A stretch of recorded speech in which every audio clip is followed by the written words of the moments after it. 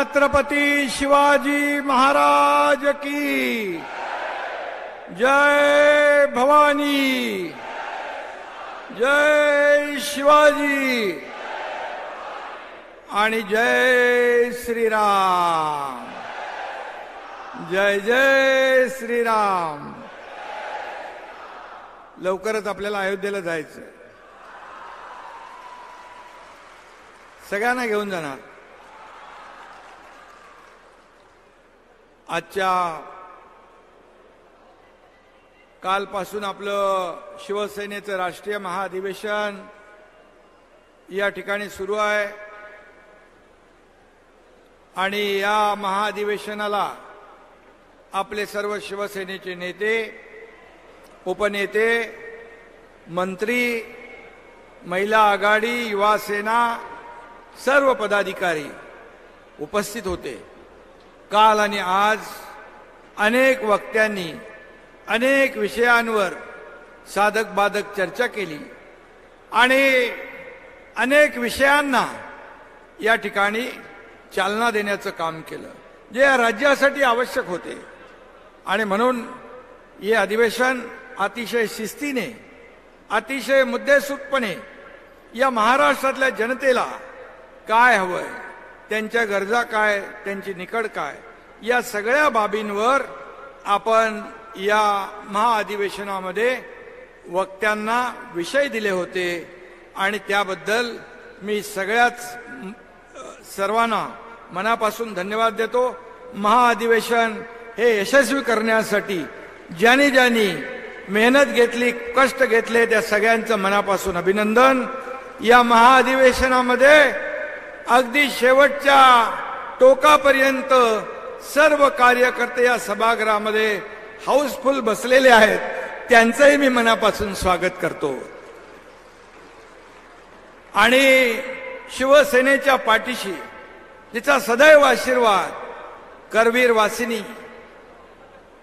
आई अंबाबाई, आणि या ठिकाणी अंबाबाईच्या चरणी साष्टांग दंडवत घालतो। काल जाऊन आपण अनेक लोकांनी दर्शनही घेतलं आणि छत्रपती शिवरायांच्या पदस्पर्शाने पावन झालेल्या या भूमीलाही वंदन करतो।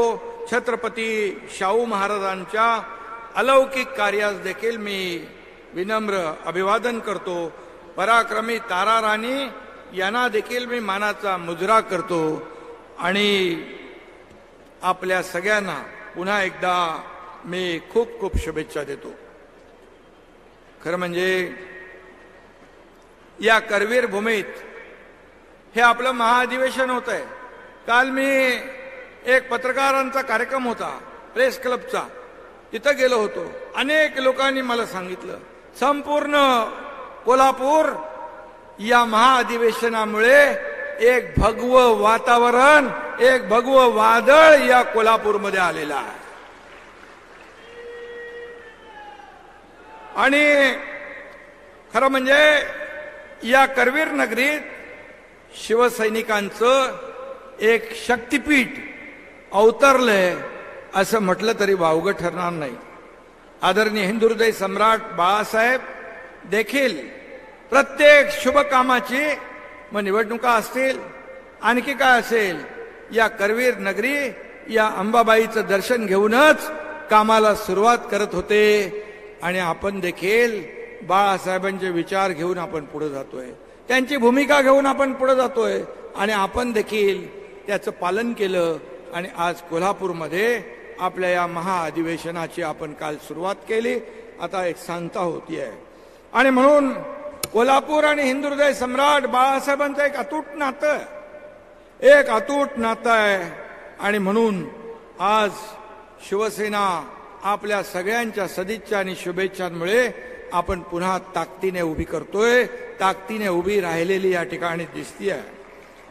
मगाशी म्हटल्याप्रमाणे कोल्हापूर भगवमय झालंय, शिवसैनिकांमध्ये उत्साह देखील तळपतोय आणि खऱ्या अर्थाने आज एक समाधान देखील आहे की आपला शिवसेना पक्ष आज पुढे जातोय, मोठा होतोय। हा कार्यकर्त्यांचा पक्ष आहे आणि शिवसेना आणि धनुष्यबाण आज आपल्याकडे आहे।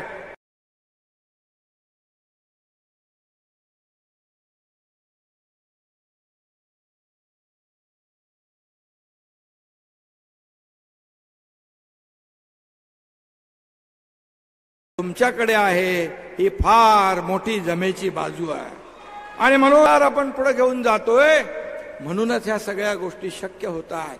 परंतु हे जरी असलं तरी सुद्धा महाराष्ट्रातल्या जनतेचा आशीर्वाद, त्यांची पुण्याई, त्यांच्या शुभेच्छा देखील आपल्या पाठीशी असणं आवश्यक आहे. आणि आज या कोल्हापूरमध्ये आपल्या एवढ्या गर्दीमुळे शिवसेना कुणाची आहे हे सांगण्याची आवश्यकता राहिलेली नाही. आणि म्हणून मी अधिवेशनामध्ये देखील अनेक आपण अभिनंदनाचे ठराव घेतले, शेतकऱ्यांचे ठराव घेतले, कष्टकऱ्यांचे ठराव घेतले. या राज्यातल्या प्रत्येक घटकाला न्याय मिळाला पाहिजे अशा प्रकारचे आपण ठराव घेतले. अभिनंदनाचे देखील ठराव आपण या ठिकाणी केले. या देशाचे आदरणीय प्रधानमंत्री नरेंद्र मोदीजी यांचं देखील आपण अभिनंदन केलं. करोडो रामभक्तांचं हिंदू हृदय सम्राट बाळासाहेबांचं स्वप्न साकार करण्याचं काम आदरणीय प्रधानमंत्री महोदयांनी केलं. राम मंदिराचं आणि 370 कलम याचं त्यांचा देखील आपण अभिनंदनाचा ठराव मांडला. त्यांचा देखील आपण अभिनंदनाचा ठराव मांडला. आणि त्याचबरोबर केंद्रीय गृहमंत्री आणि सहकार मंत्री यांनी देखील सहकार क्षेत्रामध्ये आमूलाग्र बदल घडवला.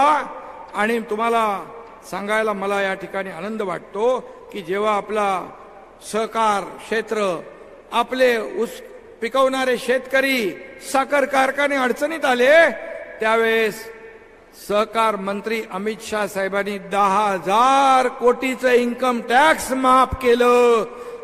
आणि सहकार क्षेत्रामध्ये सर्वसामान्य माणसाला न्याय मिळाला पाहिजे ही भावना मनामध्ये ठेवून अनेक निर्णय घेतले. त्यांचा देखील आपण अभिनंदनाचा ठराव केला. कारण त्यांनी 370 कलम मोदी साहेबांच्या मार्गदर्शनाखाली हटवलं. ती देखील बाळासाहेबांची इच्छा होती. आताच संसद रत्न डॉक्टर आपले श्रीकांत शिंदे आणि आपले आप्पासाहेब बारणे या दोघांना संसद रत्न मिळालं. त्यांचंही आपण अभिनंदन केलं. म्हणजे आपल्या पक्षामध्ये, शिवसेनेमध्ये अशी रत्न आहेत की त्यांना संसदेचे पुरस्कारही मिळतात, विधानसभेतले पुरस्कारही मिळतात. आणि म्हणून माझी आपल्याला सगळ्यांना सूचना आहे की जे असे पुरस्कार मिळतात याचं अनुकरण आपण लोकप्रतिनिधींनी केलं पाहिजे. आणि खऱ्या अर्थाने आपण लोकांची आपली नाळ जुळली आहे, लोकांची आपली बांधिलकी आहे, ती जपण्याचं काम केलं, मुद्दे मांडले तर नक्कीच अशा प्रकारचे पुरस्कार आपल्या प्रत्येकाला मिळाल्याशिवाय राहणार नाहीत. अशा प्रकारचं काम मला अपेक्षित आहे. आणि म्हणून आज आपण पाहतोय, जर बाळासाहेब असते, मगाशी कोणीतरी म्हणाल, बाळासाहेब असते तर राम मंदिर होताना 370 कलम हटताना त्यांनी पाहिलं असतं तर या देशाचे प्रधानमंत्री मोदी साहेबांचं त्यांनी अगदी मुक्त कंठाने भरभरून स्वागत केलं असतं, त्यांचं अभिनंदन केलं असतं. परंतु जे वारसा सांगतात, एक शब्दही उच्चारण्याची हिम्मत त्यांनी दाखवली नाही. मग बाळासाहेबांचे विचार आणि वारसा आणि हिंदुत्व सांगण्याची तुमच्याकडे नैतिकता नाही, तुम्हाला अधिकार नाही. आणि म्हणून आज अनेक लोक इथं आलो तरी प्रवेश होत आहेत, नागपूरच्या अधिवेशनात गेलो तरी प्रवेश होत आहेत.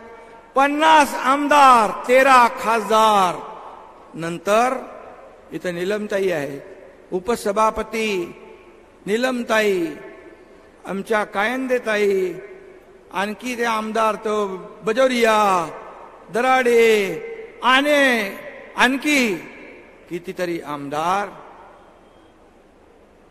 शिवसेनेमध्ये येत आहे. आले हजारो लोकप्रतिनिधी, नगरसेवक, जिल्हा परिषद, सगळे सदस्य आणि हजारो लाखो शिवसैनिक आज प्रत्येक जिल्ह्यातले शिवसेनेमध्ये काय येत आहे.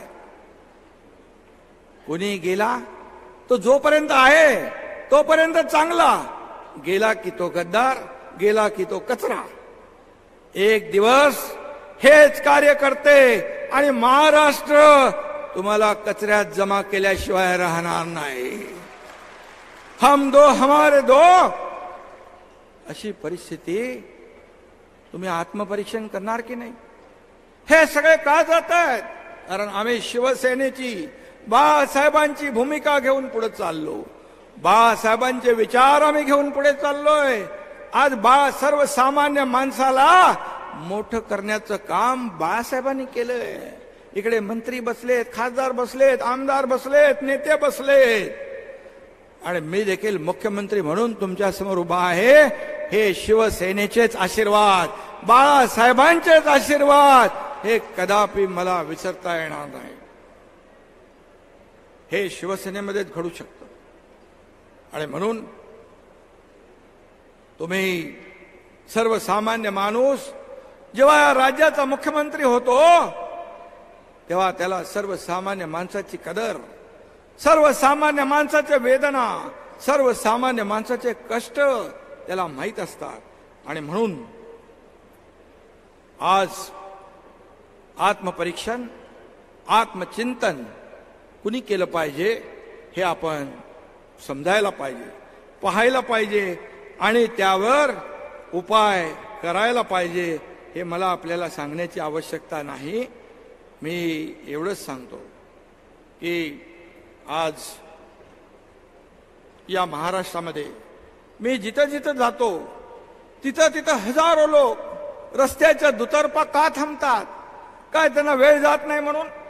अगदी उशिरापर्यंत मी गणपतीत मुंबईत फिरलो, पुण्यात फिरलो, नाशिकमध्ये फिरलो. रात्री मुंबईमध्ये 3-3, 3:30, 4-4 वाजेपर्यंत का लोक थांबतात? जर आम्ही चुकीचं पाऊल उचललं असतं तर ते लोक थांबले असते. मुंबईमध्ये मी एक तुम्हाला किस्सा सांगतो. असे अनेक किस्से आहेत, अनेक घटना आहेत, अनेक प्रसंग आहेत. मी जाताना एका गणपतीच्या दर्शनाला एका गॅलरीमध्ये खाली एक वृद्ध महिला बसली होती, हातामध्ये ती काठी होती. मी पाहिलं, मी गणपतीचं दर्शन घेऊन आलो. वाजले होते 2:45 रात्रीचे. मी परत आलो तर मला वाटलं आता ते वृद्ध महिला गेल्या असतील. माझ्या आईसारख्या वयाच्या होत्या. पाहिलं तर तिथेच बसल्या होत्या. त्यांच्यावर एक दुसरी मुलगी होती. मी विचारलं, एवढा वेळ तुम्ही इथं जागत बसलात? त्या म्हणाल्या, मला मुख्यमंत्री एकनाथ शिंदेला बघायचं होतं. हे प्रेम आहे, ही आपुलकी आहे. हे पैसे देऊन विकत घेता येत नाही, हे पैसे देऊन मिळवता येत नाही. हे प्रेम कामातून, वागण्यातून आणि कार्यातूनच मिळत असतं. आणि म्हणून आज अनेक लोक सोबत येत आहे. अनेक पक्ष वाढवतोय, पक्ष पुढे जातोय. बाळासाहेबांचे विचार घेऊन आपण पुढे जातोय. बाळासाहेबांची भूमिका काय? मगाशी संजय उपाध्यायांनी सांगितलं, शिवसेनेचं हिंदुत्व सर्वव्यापक आहे. शिवसेना ही सर्वव्यापी आहे. आणि जेव्हा हिंदुत्व जेव्हा म्हणत होता, आता हिंदू हृदय सम्राट बाळासाहेब ठाकरे म्हणायला देखील तुमची जीभ का कचरते? आणि म्हणता आम्ही हिंदुत्व सोडलं नाही. मग 2019ला ज्या बाळासाहेबांनी सांगितलं होतं काँग्रेसला लांब ठेवा, काँग्रेस माझ्या पक्षाची काँग्रेस होईल तेव्हा माझं दुकान बंद करेल, त्याला तुम्ही जवळ नाही केलं, डोक्यावर घेतलं, खांद्यावर बसवलं, त्याच्या मांडीला मांडी लावून बसला, तेव्हा हिंदुत्व सोडलं. कुठे गेलं होतं हिंदुत्व? जेव्हा सावरकरांचा भर सभागृहामध्ये अपमान होत होता तेव्हा कुठे तुमचं हिंदुत्व गेलं होतं? कुठे गेलं होतं? आणि म्हणून आम्ही ही का भूमिका घेतली?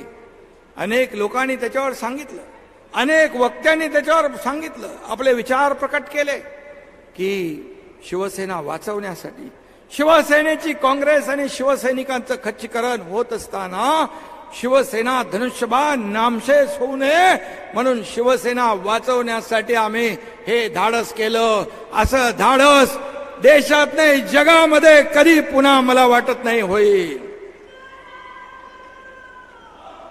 आणि माझ्या सोबत 50 आमदार खांद्याला खांदा लावून उभे राहिले. काही मंत्री होते, मंत्री पाय उतार झाले. पुढे काय होणार माहित नाही, खड्ड्यात जाणार का काही होणार काही माहित नाही. परंतु शिवसेना आणि बाळासाहेबांचे विचार संपुष्टात येऊ लागल्यामुळे कधी कोणी पाहिले की सत्तेकडे माणूस जातो, सत्तेच्या बाहेर जात नाही. आम्ही तर सत्तेत होतो. सत्तेतून पाय उतार होण्याचा निर्णय आम्ही घेतला. अतिशय कठीण निर्णय होता, कडवट निर्णय होता. आम्हाला निर्णय घेताना देखील छातीवर दगड ठेवावा लागला. कारण बाळासाहेबांच्या विचाराचे शिवसैनिक आम्ही होतो. बाळासाहेबांच्या विचारांचे शिवसैनिक होतो. पण बाळासाहेबांचे विचार मरू लागले, शिवसैनिकांचं खच्चीकरण होऊ लागलं. त्यावेळेस मग शिवसेना वाचवण्यासाठी आम्हाला पक्षामध्येच राहून पक्ष नेतृत्व जेव्हा एखादा चुकीचा निर्णय घेतो त्या वेळेस मात्र पक्षामध्ये आपल्या विचारांची भूमिका, बाळासाहेबांची भूमिका मांडण्यासाठी, पुढे नेण्यासाठी आम्ही हे पाऊल टाकलं. आणि जर आमचं पाऊल चुकलं असतं तर झालेल्या ग्रामपंचायतीच्या निवडणुकीमध्ये महायुतीला नंबर 1चं स्थान मिळालं नसतं. लोकांनी आम्हाला ठुकरवलं असतं, लोकांनी आम्हाला नाकारलं असतं. तुमचा नंबर कुठं गेला तोही माहित नाही, कुठून मागून पहिला का वरून खालचा शेवटचा हेही माहित नाही. लोकांनी ठरवलेलं आहे. आणि जर आमचं पाऊल चुकलं असतं तर तुम्ही देखील एवढ्या मोठ्या संख्येने इथे आला नसता, तुम्ही देखील पाठ फिरवली असती. पण 1.5 वर्षामध्ये सरकारने जे निर्णय घेतले ते निर्णय आपल्या समोर आहेत. ते निर्णय आपल्या समोर आहेत. एक ऐन मी सुरुवातीला मी आणि देवेंद्रजी दोघच होतो. दोघांनी शपथ घेतली. शपथ घेतल्यावर कॅबिनेट घेण्याचा एक नियम असतो. त्या कॅबिनेटमध्ये देखील निर्णय वाचा, शेतकऱ्यांसाठीच पहिला निर्णय आम्ही घेतला, कष्टकऱ्यांसाठीच आम्ही पहिला निर्णय घेतला. आणि सिंचनाचे प्रकल्प जे दुष्काळी भागामध्ये पाणी मिळालं पाहिजे तो निर्णय आम्ही घेतला. त्यानंतर अनेक निर्णय घेतले, त्या बाबतीमध्ये मी पुढे बोलेन. परंतु एकही निर्णय वैयक्तिक राजकीय लाभार्थ्याला मिळेल, राज्यकर्त्याला मिळेल असा कुठलाही निर्णय आम्ही घेतला नाही. हे मी छाती टोकपणे सांगतो. आणि आमच्यावर आरोप आरोप आरोप, प्रत्येक वेळी आरोप. आरोप करण्याचा अधिकार तुम्हाला आहे. तुम्ही 50 खोके हे सगळे लोक, हे सगळे बसलेले आहेत. निलमताई इकडे भाऊ आहेत, गजा भाऊ आहेत, सर्व सिनियर लोक आहेत, मंत्री आहेत, सर्व नेते आहेत. शिवसेना सोडून इतर पक्षातले लोक येत आहेत, इतर संघटना येते आहे, वारकरी येत आहेत, आध्यात्मिक लोक येत आहेत, सगळे लोक येत आहेत. काय येत आहेत मी त्यांची नावं घेत नाही. परंतु या समाजामध्ये ज्यांना लोक पायाला हात लावून नमस्कार करतात अशी अनेक व्यक्तिमत्व आहे. त्यांची मी नावं घेणार नाही. पण त्यांनी देखील आपल्या निर्णयाचं स्वागत केलं. चांगला निर्णय महाराष्ट्रासाठी घेतला म्हणून त्यांचे मला फोन यायचे आणि तेही देखील मला बळ, ऊर्जा आणि प्रेरणा मिळत गेली. त्याला निर्णय घ्यायला देखील धाडस लागतं. आम्हाला मी पहिलंच सांगितलं, जेव्हा वर्तमानपत्रामध्ये असं जेव्हा शिवसेना आपल्याला मिळाली तेव्हा काही लोकांच्या पायाखालची वाळू सरकली, छातीत धडकी भरली. आता काय होणार? आपली प्रॉपर्टी, आपली संपत्ती जाईल का? मी लगेच सांगितलं, तुमची संपत्ती शिवसेना म्हणजे तुमची संपत्ती मला नको. तुमची संपत्ती बाळासाहेबांच्या विचाराच्या शिवसेनेला नको. बाळासाहेबांचे विचार हीच आमची संपत्ती आहे, हेच आमचं ऐश्वर्य आहे.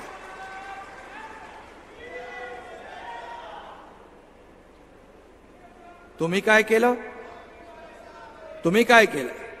तुम्हाला कोणीतरी मध्ये म्हणालं यांना तर खोके पुरत नाही, यांना कंटेनर लागतात. आणि त्याचा साक्षीदार सगळ्यात जास्त मी असू शकतो. काय गुलाबराव, केसरकरा नाही माहित आहे, तानाजीराव नाही माहित आहे, सगळ्यांना माहित आहे. आणि म्हणून उदय सामंत इकडे आहे. परंतु आज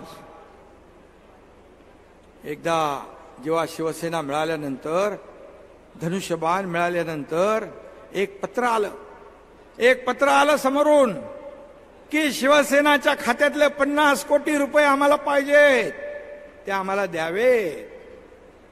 मला आशिष कुलकर्णी आणि सचिनने सांगितलं, किरणने सांगितलं. मी एका क्षणाचाही विलंब लावला नाही. मी म्हणालो यांना बाळासाहेब नकोत, बाळासाहेबांचे विचार नकोत, यांना फक्त पैसे पाहिजे. 50 कोटी तातडीने देऊन टाका. 50 कोटी रुपये तातडीने दिले.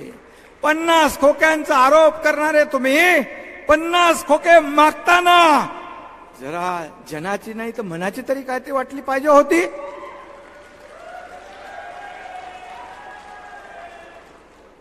कसले आरोप करतायत रोज? अरे तुमच्यावरचे आलेली संकट या एकनाथ शिंदेने छातीवर घेतली आहेत. खूप माझ्याकडे आहे बऱ्याचशा गोष्टी. काही बोलायची वेळ येईल तेव्हा मी नक्की बोलेन. आज काय झालंय? मातोश्री बाळासाहेब असताना मातोश्री हे पवित्र मंदिर होतं, त्याचं आता काय झालंय? उदास हवेली झालेली आहे. काय आहे तिथे? बाळासाहेबांचं वास्तव्य तोपर्यंत ते पवित्र मंदिर होतं. आज तुम्ही कशा पद्धतीने वागताय? कशा पद्धतीने वागताय? जिथून वाघाची डरकाळी फुटायची तिथून आता रडगाण्याचा आवाज येतो, शिव्या शाप देण्याचा आवाज येतो, दुसरं काही नाही. हे बाळासाहेबांनी कधी केलं नाही. आणि म्हणून बाप चोरला, वडील चोरले, सारखा रोज रोज रोज. अरे बाळासाहेब पुण्या एकट्या दोकट्याची मक्तेदारी नव्हती. बाळासाहेब तमाम शिवसैनिकांसाठी दैवत होतं. त्या दैवताचं पुण्यत्व तुम्ही विकून टाकलं. तुम्ही विकून टाकलं.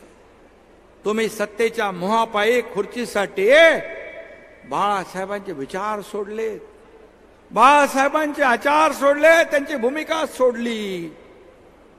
मला माहित होतं. मगाशी केसरकर म्हणाले ते सत्य आहे.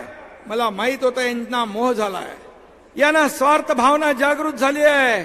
माझ्या आमदारांना मी लोकांना हातापाया दादा बाबा का सांगून त्या हॉटेलमध्ये थांबून ठेवलं. भाऊ गजभाऊ बोले हे नवीन कार्यक्रम जो चाललाय हा चुकीचा आहे, हा आपल्याला परवडणारा नाही. कोण कधी खड्ड्यात घालेल ते माहित नाही. तरी सुद्धा मी सांगितलं ठीक आहे, आपण संयम ठेवूया, संयम ठेवूया.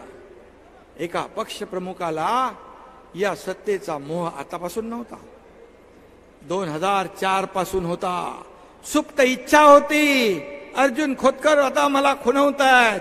अर्जुन खोतकर साक्षीदार आहेत, आणखी काही लोक साक्षीदार आहेत. अरे आम्हाला सांगितलं असतं. मी म्हणालो जेव्हा मला म्हणाले की शरद पवार साहेबांनी सांगितलं की तुम्हाला मुख्यमंत्री व्हावं लागेल, मी म्हणालो ते घाबरले होते. अगदी रडवेला चेहरा होता. एकनाथ शिंदेची रिॲक्शन काय पाहत होते. मी क्षणभर मनात विचार केला, आता ह्यांच्या मनामध्ये मोह आलेला आहे, सत्याची खुर्ची यांना पाहिजे. मी क्षणात म्हणालो मग ठीक आहे, तुम्ही पुढे व्हा. नाही, मला कुठे व्हायचं होतं. आता ते जाऊ द्या, तुम्ही पुढे व्हा, आम्ही तुमच्या मागे आहोत. हे मला सांगितलं सगळ्यांनी.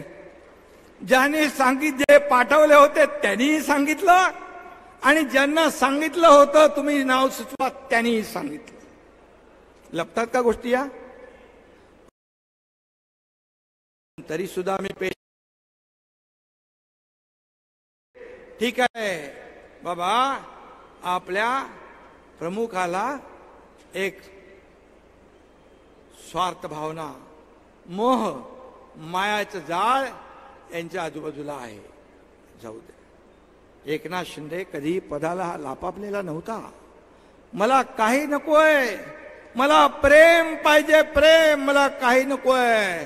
मी त्यांना सांगितलं, तुम्ही मला हे सांगितलं असतं तर मी तसा माहोल तयार केला असता. परंतु तरी सुद्धा मला कुठं व्हायचं होतं. हा त्यांचा डायलॉग एकदम फिट होता. एक सांगतो तुम्हाला, ते जसे दिसतात तसे नाही. इनोसेंट चेहरा, इनोसेंट चेहऱ्याच्या मागे अनेक चेहरे आहे.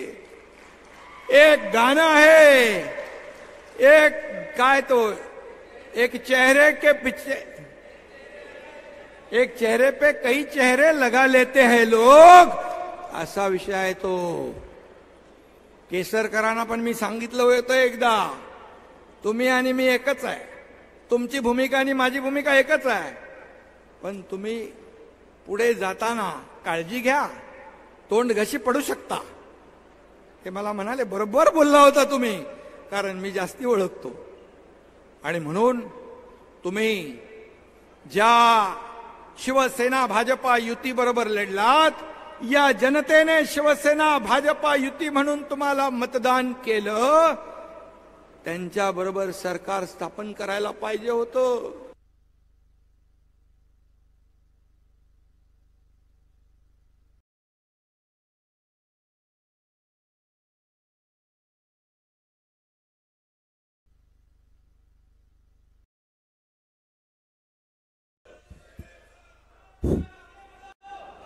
लग्न एका बरोबर, अरे माझा असा मध्ये मध्ये आवाज बंद करू नका, तसा तो बंद होऊ शकत नाही. माझ्याबरोबर सगळे शिवसैनिक आहेत.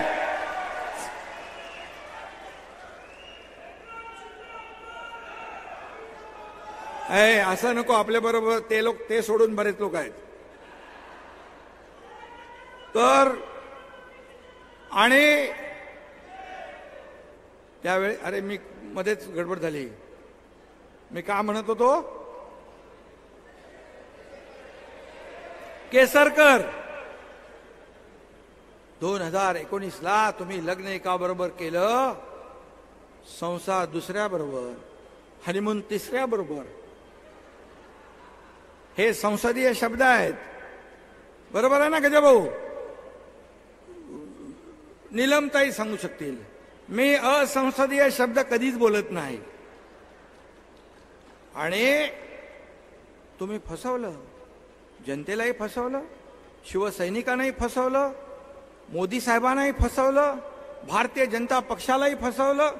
एकीकडे बाळासाहेब, एकीकडे मोदी साहेब फोटो लावून मतं मिळवली, आणि तुम्ही एका सत्तेच्या खुर्चीपायी सगळं घालवलं, सगळं गमावलं.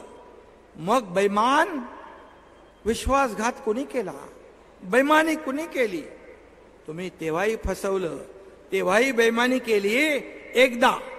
आणि दुसऱ्यांदा जेव्हा जेव्हा तुमच्या परिवाराच्या मागे काहीतरी तुम्ही केलेले कृत्य बाहेर यायला लागलं, तेव्हा तुम्ही दिल्लीला गेले, अजित पवार आणि अशोक चव्हाण यांच्या बरोबर बाहेर काही विषयावर बोलले, नंतर आतमध्ये गेलात, मोदी साहेबांबरोबर बसलात, बाहेर येऊन तुम्हाला घाम आला, तुम्ही 2 ग्लास पाणी पिलं.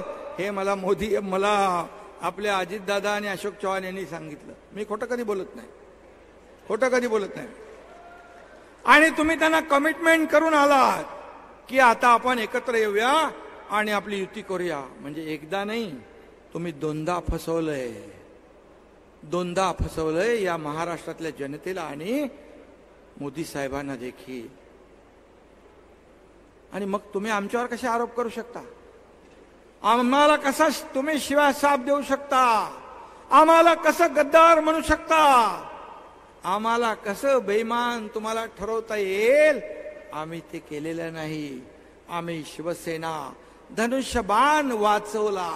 आज तुमची काय परिस्थिती आहे? तुम्ही जेवढं विरोधात बोलाल, जेवढं आमच्यासाठी खड्डा खोदाल, तेवढे तुम्ही खड्ड्यात जाल. आज दिसतंय तुमच्या सभा, त्याही पाहतोय, हे इलेक्ट्रॉनिक चॅनल देखील दाखवतंय. तुम्ही देखील बाबांनो, जी वस्तुस्थिती आहे ती दाखवत जा. आमचं अधिवेशन पण दाखवा. शेवटच्या खुर्चीपर्यंत सगळ्या खुर्च्या भरलेल्या आहेत.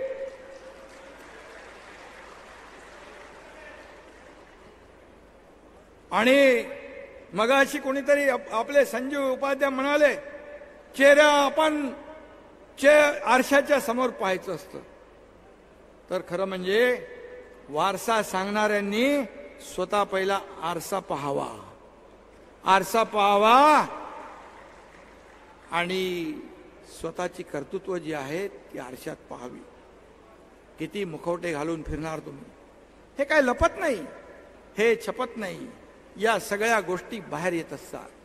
आणि म्हणून बाळासाहेबांचा वारसा सांगायला तोंडात नाही, या मनगटात जोर असावा लागतो, मनगटात ताकद असावी लागते. आणि म्हणून ज्यांनी शिवसेना वाढवण्यासाठी अतोनात मेहनत केली, रक्ताचं पाणी केलंय, तर नेते बसलेले आहेत, कार्यकर्ते बसलेले आहेत. शिवसेना मोठी करणं, शिशिर शिंदे बघा तिकडे आहे, त्यांनी तर पाकिस्तानची मॅच होऊ नये म्हणून ते कुठलं स्टेडियम, वानखेडे स्टेडियम खोदून टाकलं, जेलमध्ये पण गेले. असे किती आहेत लोक जेलमध्ये गेले, जेल भोगली, काही लोकांची हत्या झाल्या. बाळासाहेबांसोबत काम केलेले नेते इकडे आहेत. शिवसेना अशीच मोठी झाली नाही. रक्ताचं पाणी, तुळशी पत्र घरावर ठेवले लोकांनी, तेव्हा शिवसेना मोठी झाली. तुम्ही तर आले आयत्या पिठावर, काय म्हणतो आपण, त्याही नीट मारता आल्या नाही.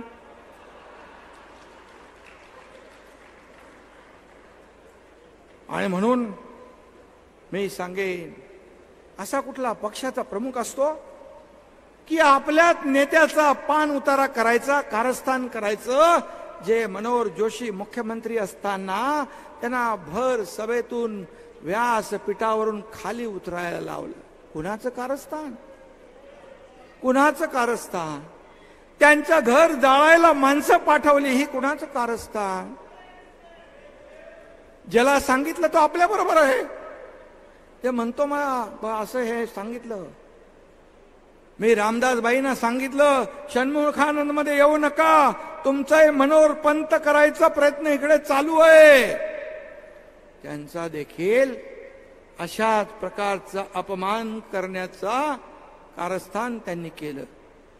गजाभाऊ इकडे बसलेले आहेत, त्यांना किती वेळा परत पाठवलं तेही त्यांना माहिती आहे. याच लोकांनी शिवसेना मोठी केली.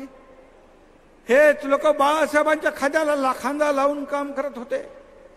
आज नारायण राणे साहेब असतील, राज ठाकरे साहेब असतील, काय मागितलं होतं त्यांनी?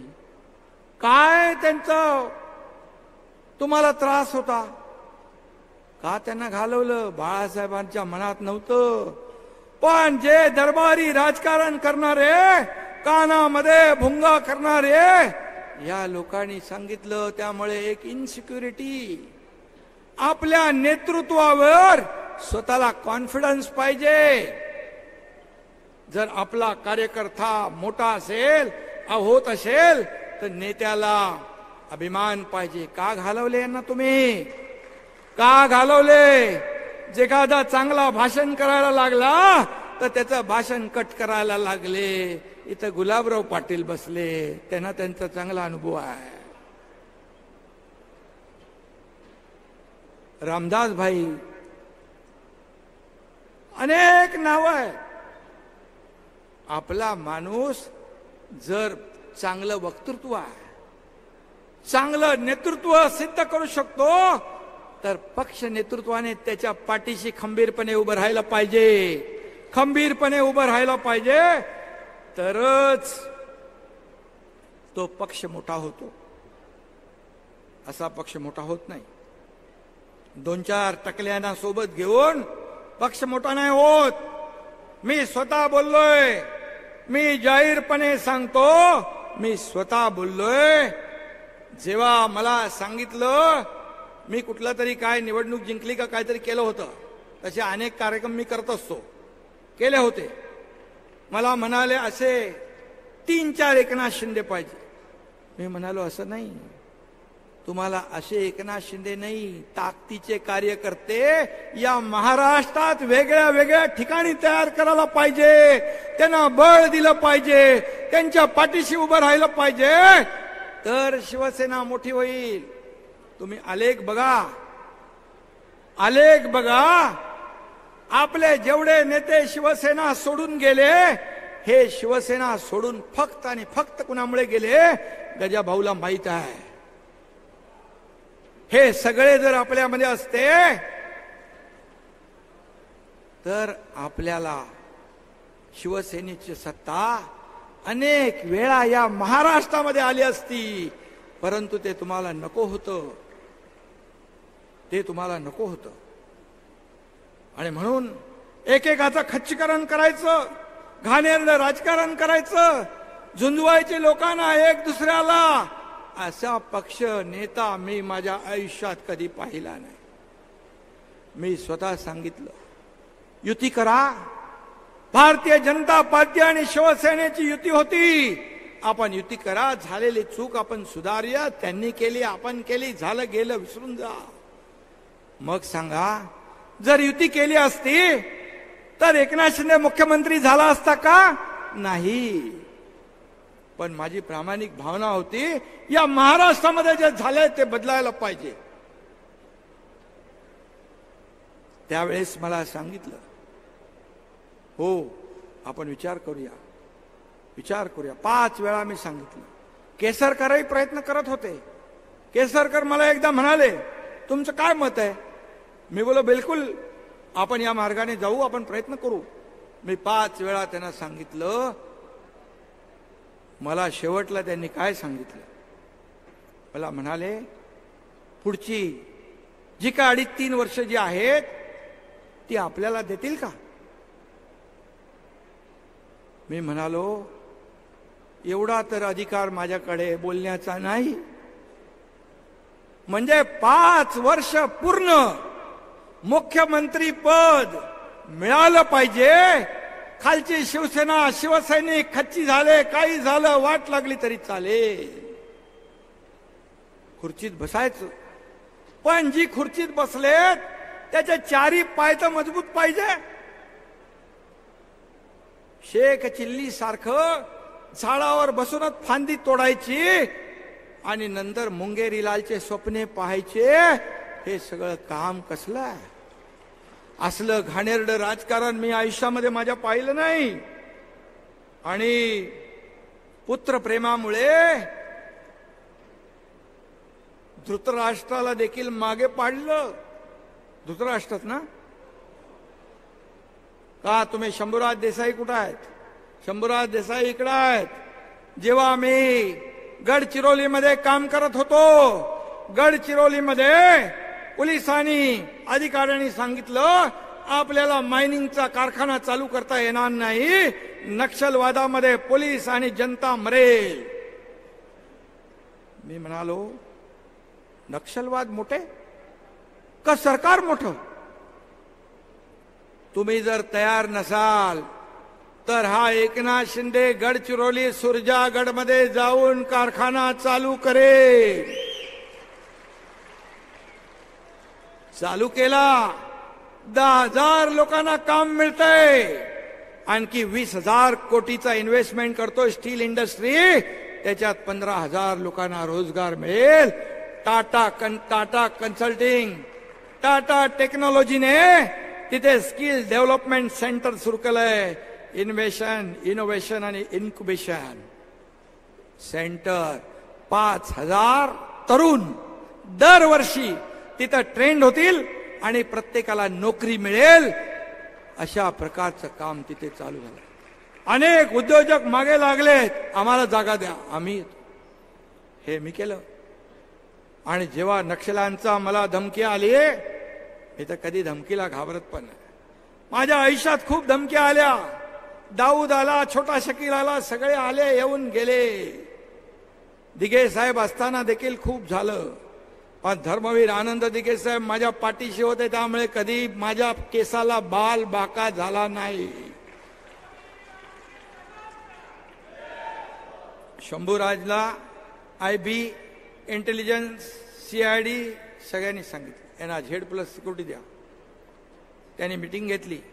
स्वतः खुद्द मुख्यमंत्र्यांनी पण बैठक घेतली, परंतु कारवाई शून्य. नंतर शंभूराजनी मीटिंग घेतली. सकाळी किती वाजता तुम्हाला फोन आला होता? 7:45. 7:45ला तर कधीच उठताना बघितलं नाही. 7:45 वाजता फोन केला. शंभूराज, तुम्ही बैठक घेतलेली आहे Z+ सिक्युरिटीची, ती देऊ नका बिलकुल.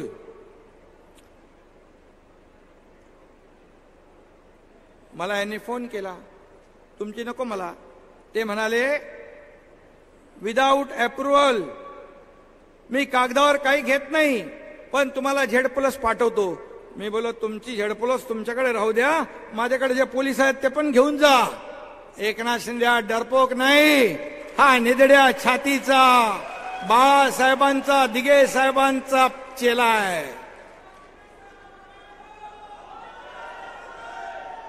काय तुमच्या मनामध्ये होतं की नक्षलाने एकनाथ शिंदेची हत्या करावी, त्याचा खून करावा, काट्याने काटा निघावा, असं होतं का? अशी शंका मी सांगतो, कारण मी तुमचा अडथळ नव्हतो. तुम्ही मला अडथळा का समजत होते? कुणासाठी, कशासाठी? मला तुम्ही सांगितलं असतं, मी अगदी भोळा बावडा मन मोकळेपणाचा माणूस आहे.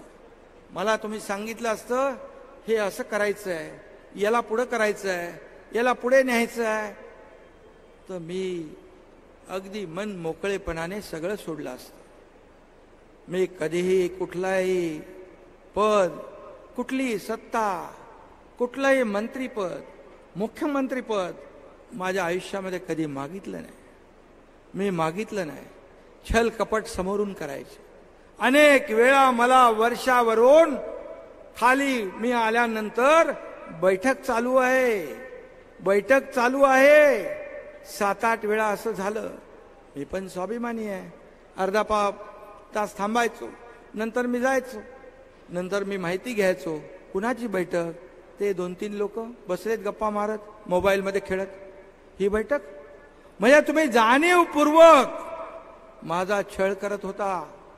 माझ्या डिपार्टमेंटमध्ये हस्तक्षेप होता, आपल्या सगळ्यांना माहित आहे. मग सिडको असेल, MMRD असेल, सगळ्या असेल. तुम्हाला मी अनेक वेळा बोललो, माझ्या अधिकाऱ्यांना बोलवून घ्यायचे. मी तिकडे गेलो की ते अधिकाऱ्याला खुनवायचे. जा. तो अधिकारी काय करायचा? तिथून निघायचा आणि माझ्या बंगल्यावर नंदनवनला थांबायचं जाऊन. मला क्यों आया? बोले मुझे बोला मंत्री जी आए हैं, अभी आप जाओ, बाद में बुलाएंगे. कशाला? अरे मी 2-3 वेळा 4 वेळा बघितल्यानंतर स्वतः सांगितलं, तुम्हाला काय पाहिजे ते मला सांगा. एकनाथ शिंदेला अजून तुम्ही ओळखलं नाही का एवढे वर्ष? तुम्हाला जे पाहिजे ते देईन. मी देणारा आहे, घेणारा नाही. कशासाठी अशा प्रकारची घाणेरडी? आणि त्या काळामध्ये माझ्या घरावर आंदोलन करणार, हल्ला करणार म्हणून बैठक झाली. बैठकीमध्ये इथे बसलेले काही लोक असू शकतात. कोण जाणार? पुढं कोण जाणार? आणि माझ्याकडे येणं काय हेरा गावाचं काम नाही. माझ्याकडे मधमाशांचं पोळ आहे. मधमाशांचं पोळ कार्यकर्त्याचा मोळ आहे. ही मधमाशी कुणाला कुठं चावेल ते कळणारही नाही. त्याला हिंमत लागते. आलेले मी तेव्हा बोललो होतो, आलेले पायाने जाताना ॲम्ब्युलन्समध्ये गेल्याशिवाय राहणार नाहीत. असे माझे कार्यकर्ते आहेत. जाऊ द्या. काल मी श्रीकांतचं भाषण समोरून ऐकलं तेव्हा मला कळलं की एक बाप म्हणून, माझ्या आईवडिलांचा मुलगा म्हणून, एक नवरा म्हणून मी अपयशी ठरलो. ही खंत आतापर्यंत मला वाटत नव्हती, कारण मला काल श्रीकांतनी माझे डोळे उघडले. कारण त्याला जे आलेले अनुभव, तो शाळेत कुठे जातो, तिथून तो मेडिकलमध्ये कधी गेला, MBBS कधी झाला. एकदा मी तो बोलायला पाहिजे होतं त्यांनी, एकदा मी गेलो होतो त्याच्या DY पाटीलमध्ये. MBBS झाला, MS पहिलं वर्ष पूर्ण केलं. नंतर त्याला निवडून येण्यासाठी कल्याण डोंबिवली मतदारसंघामध्ये सुशिक्षित तरुण चेहरा पाहिजे म्हणून त्याला उभा केला. त्याच्यानंतर त्यांनी फायनल इयर MSचं त्यांनी त्याच्यानंतर केला. खासदार अगोदर झाला, नंतर ऑर्थोपेडिक सर्जन, शेवटचं वर्ष त्यांनी पूर्ण केलं. खरं आहे, त्याला कोणीतरी विचारलं, तुझ्या वडिलांच्या बरोबर, परिवाराच्या बरोबर इतक्या वर्षामधले काही आठवणी सांग. काय सांगणार तो आठवणी? काय सांगणार? कारण मी जेव्हा जायचो तेव्हा माझे आई वडील, मुलगा हे सगळे झोपलेले असायचे. ते सकाळी शाळेत जायचे तेव्हा मी झोपलेला असायचो.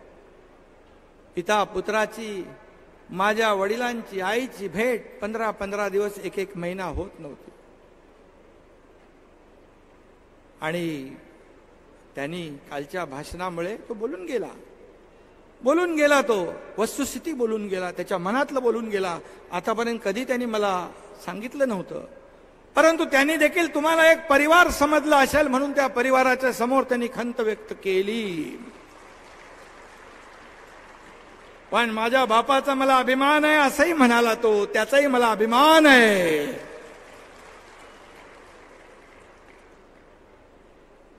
पण आता काय, आता तर वेळ काळच नाही. आज 24 तास कधी संपतात हेच कळत नाही. तुम्ही सगळे साक्षीदार आहात. आता अख्खं महाराष्ट्र, अख्खी शिवसेना, आपले बांधव भगिनी, सगळाच माझा परिवार आहे. त्यामुळे महाराष्ट्र आपला परिवार आहे. माझं कुटुंब, माझा परिवार इतक्यापुरतं मर्यादित आपण नाही. मला कळतं की आज जी आपुलकी, जे प्रेम जनतेमध्ये मला पाहायला मिळतं, त्यामुळे मी किती थकलेला असलो तेव्हा लोक जेव्हा मला मिळतात, पुन्हा मी चार्ज होऊन जातो, पुन्हा मला ऊर्जा मिळते, टॉनिक मिळते. म्हणून मला लोक विचारतात, तुमच्या कामाचं रहस्य काय? माझ्या कामाचं रहस्य गर्दी, हेच माझं टॉनिक आहे. माझे कार्यकर्ते हेच माझं टॉनिक आहे. सगळ्यांना या गर्दीमध्ये इच्छा असून देखील भेटता येत नाही, परंतु मी भेटण्याचा प्रयत्न करत असतो. पोलिसांनाही मी सांगतो, अरे परिवार आहे माझा, तुम्ही सांभाळून घ्या. ते त्यांच्या सुरक्षेचं काम करत असतात. हे कवचकुंडल आहे, याच्यातून मला काही धोका होणार नाही. आणि मारने वाले से बचाने वाला बडा होता है. त्यामुळे मी कुठल्याही संकटाला कधी घाबरत नाही, कधी घाबरलो नाही, कधी घाबरणार नाही. ये बाळासाहेब आनंद दिघे साहेबाचा चेला हा एकनाथ शिंदे आहे. आयुष्यामध्ये माझ्या खूप प्रसंग आले, पण मी कधी डगमगलो नाही. दुःखाचेही आले, तुमच्यासारखे कार्यकर्ते, दिघे साहेब सगळे माझ्या पाठीशी उभे राहिले, आणि म्हणून मी आज तुमच्या समोर उभा राहून बोलू शकतो. नाही तर हा एकनाथ शिंदे देखील आयुष्यामध्ये एका टप्प्यात कोलमडला होता. पण दिघे साहेब म्हणाले, माझ्या घरी दिघे साहेब 5 ते 6 वेळा आले. त्यांच्या डोळ्यात मी पहिल्यांदा त्यावेळेस अश्रू पाहिले. मला म्हणाले, आता एकनाथ, या शिवसैनिकांसाठी, या जनतेसाठी, या लोकांसाठी तुला जगायचं आहे. त्या दिवसापासून मी कामाला लागलो, मागे वळून पाहिलं नाही, मागे वळून पाहिलं नाही. काय केलं नाही आपण? घरात दारावर तुळशी पत्र ठेवलं, काय दिलं आम्ही परिवाराला? एक त्या MBBS MS डॉक्टरचं एक हॉस्पिटल त्याचा बाप उभा करू शकला नाही, याची खंत आणि दुःख माझ्या मनात अजूनही आहे. आणखी काय द्यायचं तुम्हाला? निवडणुका कुठल्या असू दे, ठाण्याची असू दे, ठाणा जिल्हा पहिला पूर्ण काँग्रेसमय होता. याच एकनाथ शिंदेने ठाणा जिल्हा शिवसेनामय केला. नाशिकची निवडणूक असू दे, नागपूरची, काटोलची असू दे. काटोलला एक लोकसभेची पोट निवडणूक होती, आपणही काही लोक होता. कुठली निवडणूक असू दे, महापौर पदाची असू दे, कसली असू दे, खासदारकी असू दे, पोट निवडणूक असू दे, हा एकनाथ शिंदे आपली सगळी टीम घेऊन जायचा, सगळं करायचा, जे जे लागतं ते सगळं, आणि त्या माणसाला विजयी करायचा. शाल आणि पुष्पगुच्छ घेऊन जायचा आणि त्यांना आम्ही घालायचो. असा कार्यकर्ता तुम्ही का ओळखला नाही? जो स्वतःसाठी कधी जगला नाही आणि स्वतःसाठी कधी मी जगणार नाही. मी दुसऱ्याचं दुःख ते माझं दुःख समजून मी काम करतो.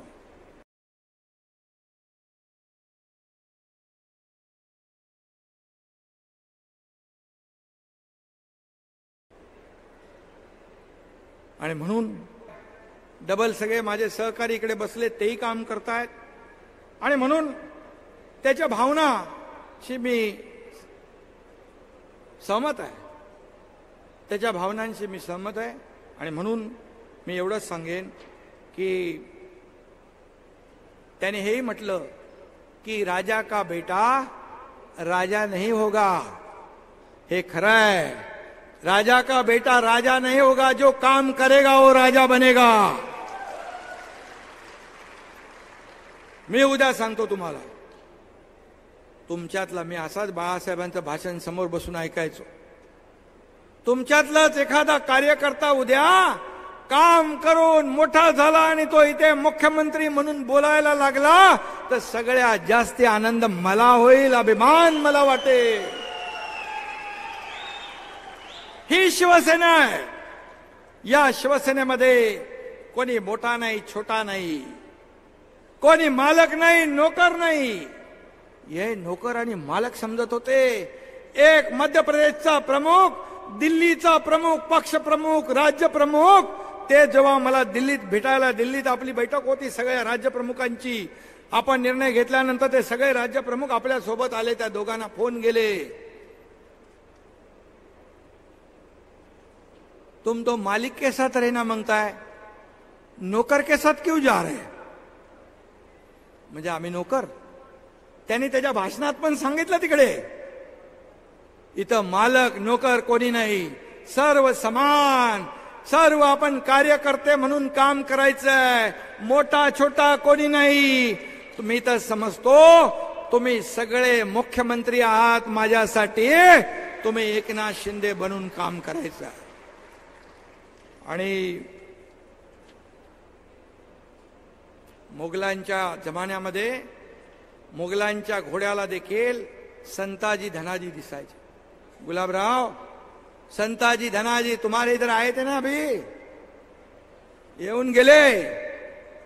कोण आहे था? बछड़ा आया था का? ठीक है. लेकिन गुलाबराव, इतके उन्हाळे पावसाळे तुम्ही बघितलेत, जेल भोगलेत, अंगावर पोलिसांच्या लाट्या काट्या खाल्ल्यात. तुमच्यामुळे गर्दी होत होती. त्यांना वाटतं की आम्हाला बघून लोक येतात. तुमच्यामुळे येत होते लोक, तुम्ही नसल्यामुळे. बदल तुम्ही बघितला, बदल मी पाहिला. आणि म्हणून एक शेतकऱ्याचा मुलगा, एक कष्टकऱ्याचा मुलगा, एक सर्वसामान्य घरातला मुलगा मुख्यमंत्री झाला, याचं दुःख त्यांना आहे, याची जेलसी आहे, याचा द्वेष आहे. बोलण्यातून ते जाणवतंय. का शेतकऱ्याच्या मुलानं मुख्यमंत्री होऊ नये? का धनदांडग्या आणि सोन्याचा चमचा घेऊन आलेल्याच लोकांनी मुख्यमंत्री व्हायला पाहिजे? हा काय करारनामा आहे? मी म्हणालो जो काम करेगा वही राजा बनेगा. तुम्हाला ते नको आहे. परिवारवाद या सगळ्या गोष्टींना आपण फाटा दिला पाहिजे. सगळं आज मी दावोसला गेलो, 3,73,000 कोटीची इन्व्हेस्टमेंट आणली, तरी दुःख. मी शेतावर गेलो हेलिकॉप्टरने, तरी हेलिकॉप्टरने शेतावर जातो आणि शेती करतो. मग काय चालत जाणार मी? अरे मी शेतकरी आहे. मी तिथं गेल्यावर मी आपोआप माझे पाय तिकडे वळतात. शेती आणि मातीशी माझी नाळ जुळलेली आहे, मी विसरू शकणार नाही. मग हेलिकॉप्टर मध्ये जाऊन शेती करणारा बरा का हेलिकॉप्टर मधून फोटो काढणारा बरा? हे सांगा मला. शेती करणारा बरा. आणि म्हणून मी कुठं ते मगाशी कोणी सांगितलं, कुठली वाडी ती? इरशाळवाडी. इरशाळवाडीला गेलो मी. दादा भुसे माझ्याबरोबर होते, गुलाबराव होते, आपलं नाही उदय सामंत होते. मला म्हणाले लवकर चला, आता आपलं काम झालं इथून. मी म्हणालो हो जाऊया, आपण जाऊया. मला जायचं होतं वरती. वरती म्हणजे वर नाही, तिकडे इरशाळवाडीवर. एवढ्या लवकर नाही, तुमची सेवा करायची आहे, शिवसेना वाढवायची आहे, सगळं करायचं आहे. आणि मी एसपीच्या गाडीत बसलो, कलेक्टर आणि एसपी आम्ही तिघच गेलो डायरेक्ट इरशाळवाडी. तिथं गेलं तेही तुम्हाला दुःख. मुंबईतल्या गल्लीमध्ये, मुंबईतल्या रोडवर झाडू मारून पाणी मारताना बघितलं तरी तुम्हाला दुःख. मी काय केलं पाहिजे? दिल्लीमध्ये प्रधानमंत्र्यांना भेटायला गेलो तरी दुःख, तरी द्वेष. आणि म्हणून मग मी काय करावं? घरी बसावं तुमच्यासारखं? मी काम करणारा कार्यकर्ता आहे. मी लोकांना भेटणारा कार्यकर्ता आहे. लोकांमध्ये जाऊन त्यांच्या वेदना आणि व्यथा जाणून घेणारा मी मुख्यमंत्री आहे. मुख्यमंत्री म्हणजे माझ्या व्याख्येमध्ये सीएम म्हणजे चीफ मिनिस्टर नाही, सीएम म्हणजे कॉमन मॅन.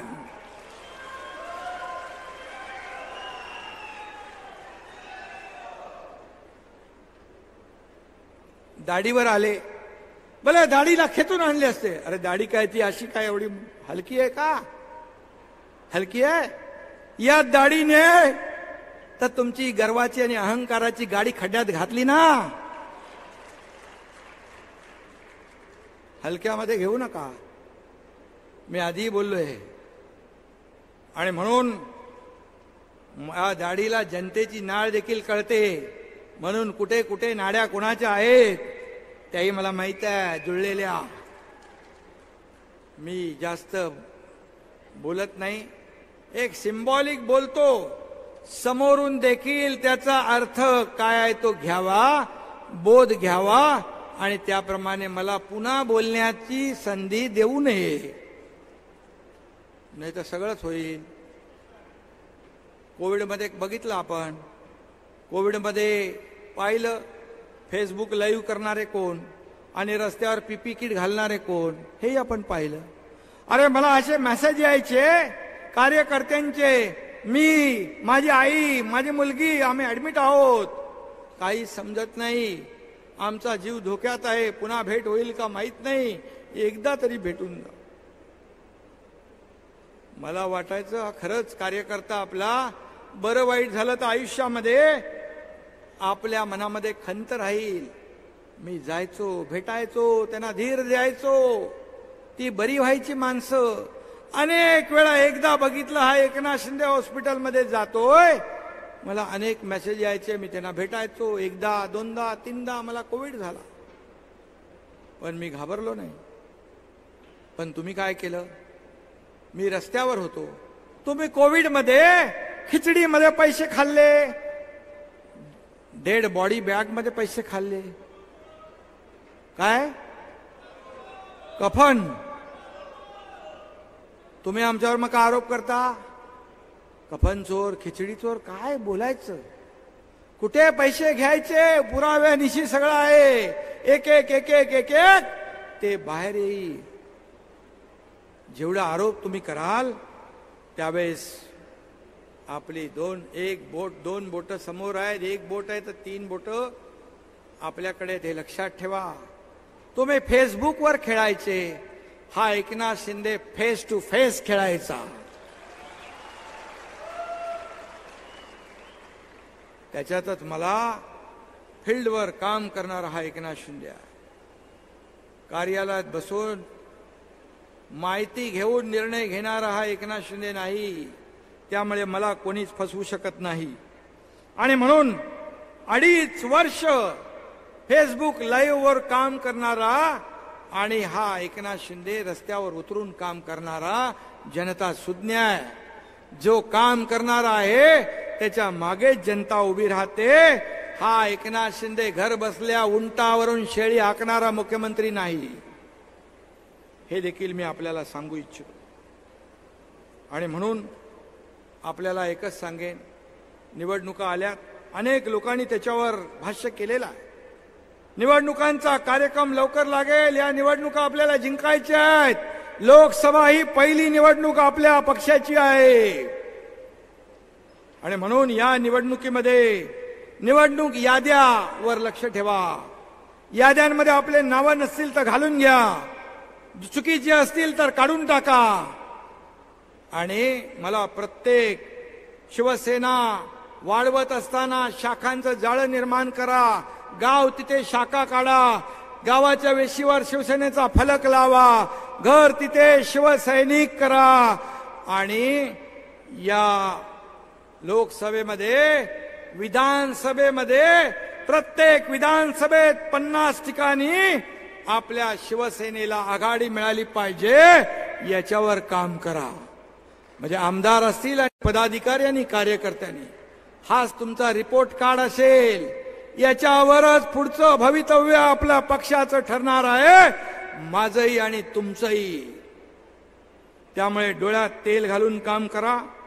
तिकीट नाही मिळालं, इतर निवडणुका येतील, तिकीट एकच असतं. तिकीट नाही मिळालं म्हणजे सगळं संपलं असं होत नाही. सत्तेमध्ये अनेक सत्तेची पदं असतात, अनेक निवडणुका, जिल्हा परिषद, महापालिका सगळे येतील. आणि त्याचबरोबर काम करत राहा. आपल्या विधानसभेमध्ये जास्तीत जास्त आणि आपल्या लोकसभेत जास्तीत जास्त काळ तुम्ही वेळ द्या. मुंबईमध्ये कमी या. तुमचं काय असेल तर फोनवरून सांगा. आठवड्यातून एखाद दिवस आपण समजू शकतो, परंतु दररोज मुंबईमध्ये येणं बंद करा. शेवटी लोकांशी तुमच्या कनेक्ट पाहिजे. कनेक्ट तुटला की सगळं तुटलं, सगळं सुटलं. आणि म्हणून सगळे पदाधिकारी नेमा, चांगले पदाधिकारी, ताकदीचे पदाधिकारी नेमा, प्रामाणिक पदाधिकारी नेमा, ज्याच्या मागे ताकद आहे. आपल्या मागे पुढे फिरणारा पदाधिकारी बिलकुल नेमू नका. तो जर नेमला तर तुम्ही स्वतःला नाही, पक्षाला नाही, मुख्यमंत्र्याला नाही, तर आपल्या शिवसेनेचं नुकसान करताय, हे लक्षात घ्या. शिवसेनेचं नुकसान म्हणजे या राज्याचं आणि तुमचं, आमचं सगळ्यांचं नुकसान. आज मी काही गोष्टी जे बोलतोय, कार्यकर्त्याला जपा. जो कार्यकर्ता निवडणुकीमध्ये आवडता असतो, निवडणूक झाली की तो नावडता होता कामा नये.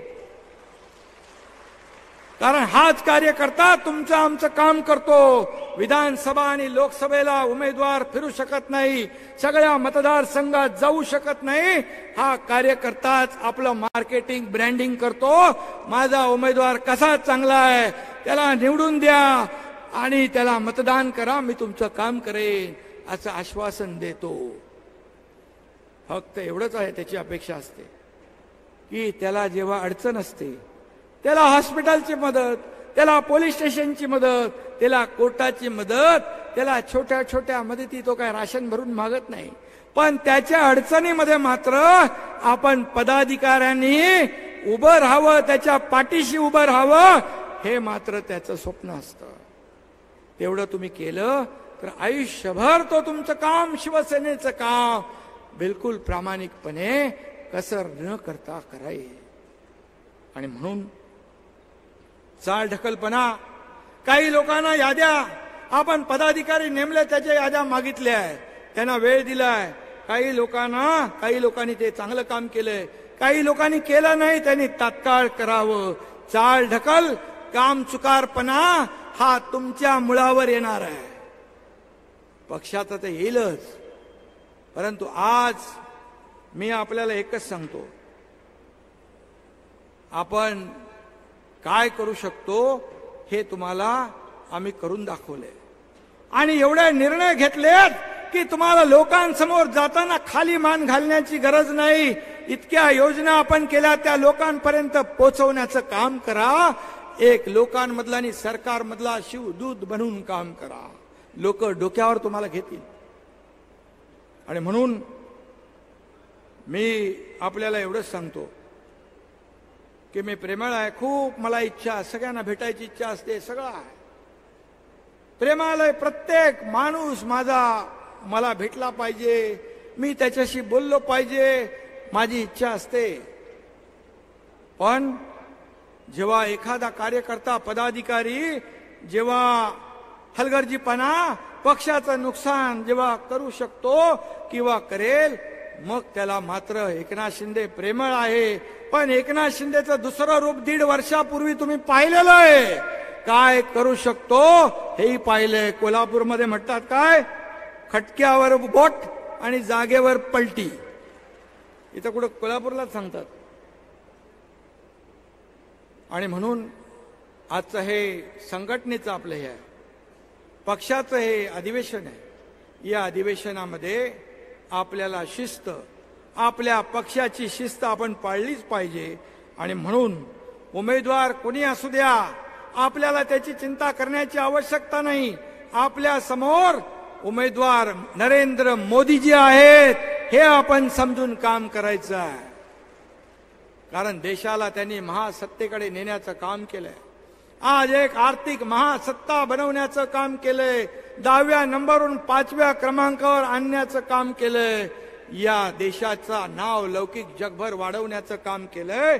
आणि त्यामुळे आपल्या बाळासाहेबांचे विचार आणि केंद्र सरकार मोदीजींनी 10 वर्षात केलेलं काम आणि राज्य सरकारने 1.5 वर्षात केलेलं काम आपल्याला घराघरामध्ये पोचवायचं, एवढंच आपल्याला करायचं. आणि म्हणून या ठिकाणी घराघरामध्ये आपल्याला हे जर पोचवलं तर मला वाटतं आपल्याला या महाराष्ट्रामध्ये आज 48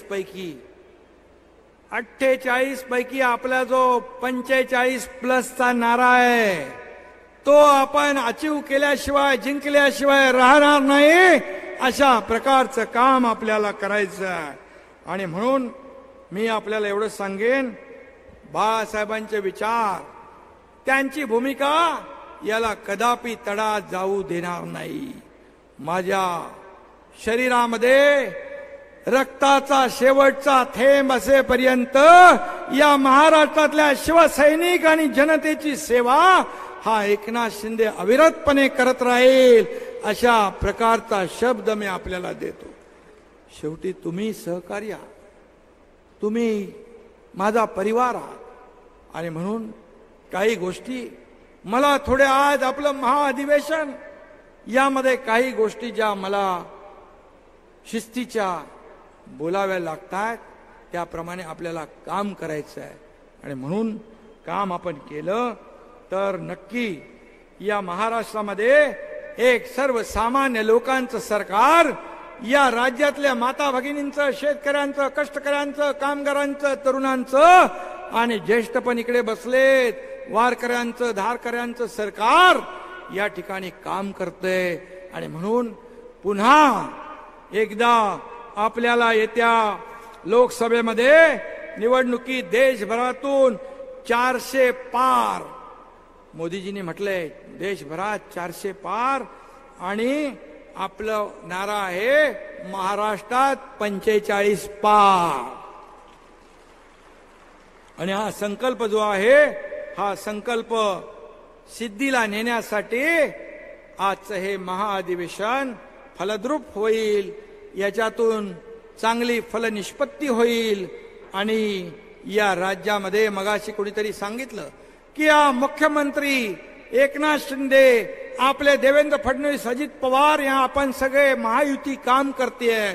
महायुतीच्या कामाच्या जोरावर, या सर्वांगीण विकासाच्या जोरावर लोकांपर्यंत आपण गेलो तर 45 पार व्हायला काही वेळ लागणार नाही.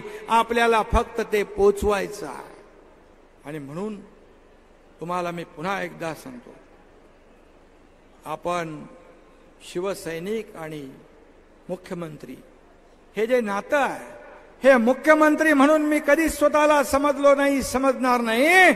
मी कालही कार्यकर्ता म्हणून काम करत होतो, आजही कार्यकर्ता म्हणून काम करतोय आणि उद्याही कार्यकर्ता म्हणून काम करणार. आणि आपला संकल्प सिद्धीस नेऊया. धन्यवाद. जय हिंद, जय महाराष्ट्र.